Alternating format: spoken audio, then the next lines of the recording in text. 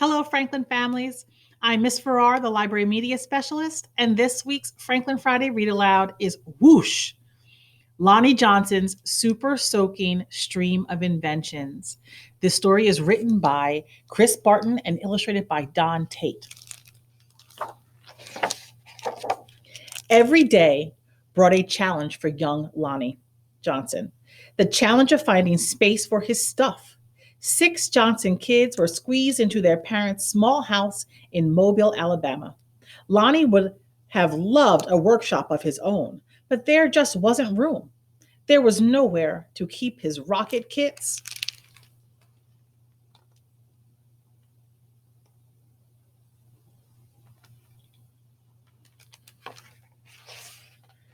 Bamboo shooters, rubber band guns, erector set, go-kart engine, bolts and screws and other spare parts his dad let him bring in from the shed, and various other things he hauled back from the junkyard.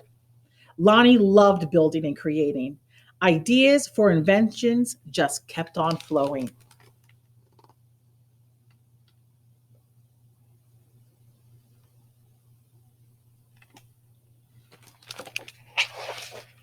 He learned how to make rockets from scratch. Kids at school gathered to watch Lonnie launch them, and he learned how to make rocket fuel. When it caught fire in the kitchen, Lonnie's mom didn't make him stop. She just sent him to work outside. Lonnie wanted to spend his life designing things, building things, and getting them to work. He wanted to be an engineer. However, Lonnie took an exam that said he would not make a very good one. His dream had been challenged. Lonnie was discouraged, but he knew that whoever had graded his test hadn't met Linux.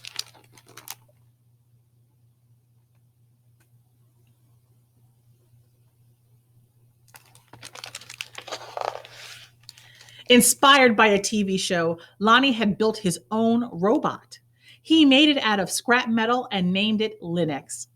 Compressed air cylinders and valves allowed Linux's body to turn and his arms to move. The switches came from an old broken jukebox. Lonnie used a tape recorder to program Linux, and as a bonus, the reels looked like eyes. Lonnie wanted to enter his creation in a science fair, but he couldn't get the transmitter to work.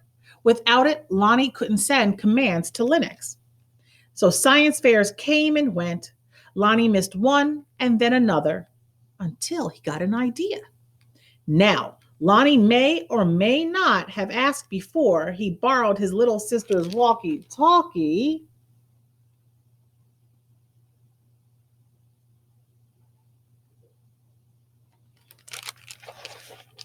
But it fixed the transmission issue. His school's team took freshly finished Linux to a 1968 science fair at the University of Alabama, where only 5 years earlier, African American students had not even been allowed. Having to compete in a place that still wasn't very welcoming, now that was a challenge with a capital C. Against other schools from all over the state, Lonnie's team won first place.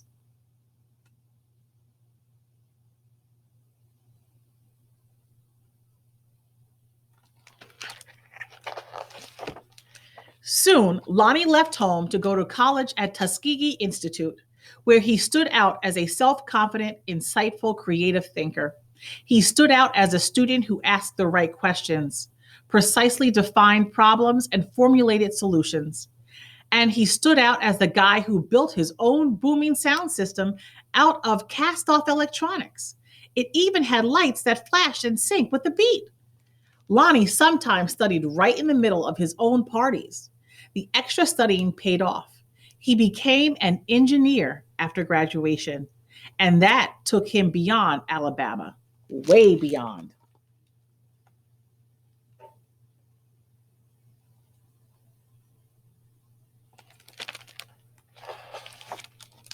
When NASA was sending an orbiter and probe called Galileo to Jupiter, the space agency needed to ensure a constant supply of power to the orbiter's computer memory.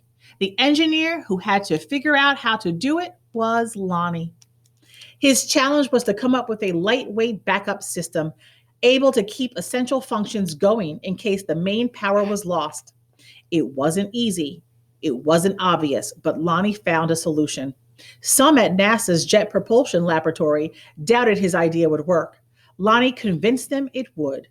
He was right. As it photographed Jupiter across its moons, Galileo was supported by the power package that Lonnie designed.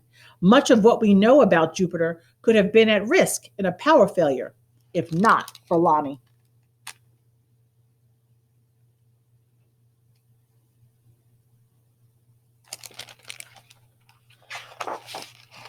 Ideas for other problems to solve just kept flowing. They flowed whether Lonnie was working with hundreds of people at NASA or up late tinkering with his own inventions in, finally, his own workshop. Lonnie knew the world's millions of refrigerators and air conditioners needed a new cooling system, one that didn't use R12, a chemical that was bad for the environment. He had an idea for using water and air pressure instead. To test his idea, he made a pump and nozzle, connected them to the bathroom faucet, turned on the faucet, turned on the pump, and then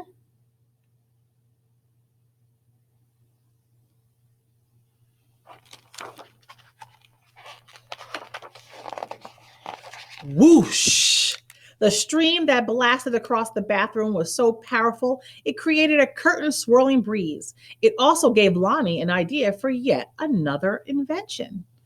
This, he thought, would make a great water gun. First, he had to find or make the parts, including a pump small enough for a child to handle.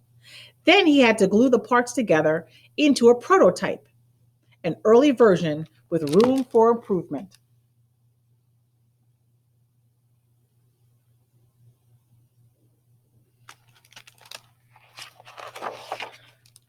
Finally, Lonnie tested his strange looking squirt gun at a picnic. Does it really work? A man asked. Sure, Lonnie said. Want to see? Lonnie worked the pump, which squeezed air into a chamber. When he pulled the trigger, the air escaped, forcing water out with a whoosh.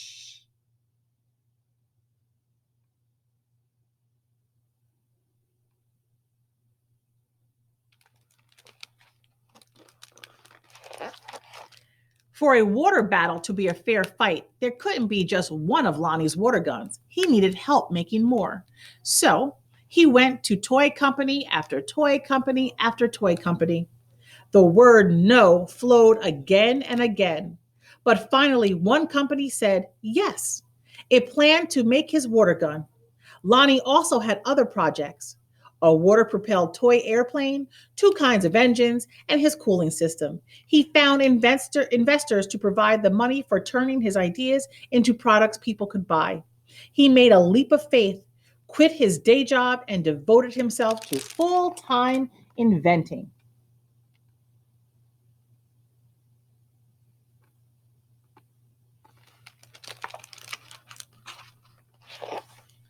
But soon, each plan fell apart, even the one for the water gun. These things sometimes happen, but when they happen one after another to the same person, well, that's some pretty bad luck. Lonnie didn't have a job. He didn't have the money he'd been counting on. He and his family had to move out of their home and into a little apartment. He was angry and scared. But Lonnie had dealt with challenges all his life. He knew a lot about solving problems, and he still believed in his inventions, especially the water gun. Lonnie went looking for another toy company.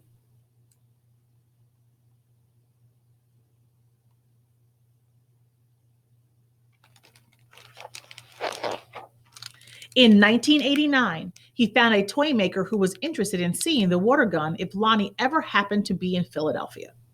But don't make a special trip, the guy said. Lonnie made a special trip. In his wife's suitcase, he carried a new prototype. He unpacked it, filled the tank with water, pumped the gun until the air pressure was good and high, and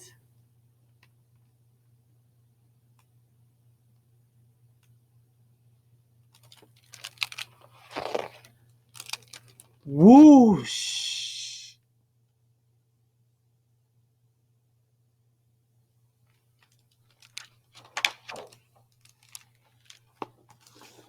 Wow.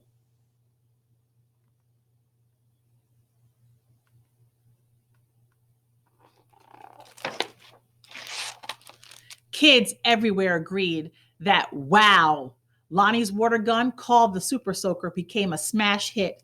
In no time, there were super soakers in backyards and on beaches, in parks and on playgrounds. Each sale of a super soaker put a little money into Lonnie's pocket.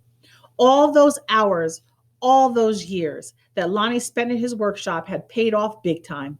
Now he could afford to do just about anything he wanted. So, what did Lonnie do? He got a bigger workshop, which is where you will find him today. Because facing challenges, solving problems, and building things are what Lonnie Johnson loves to do. And his ideas just keep on flowing.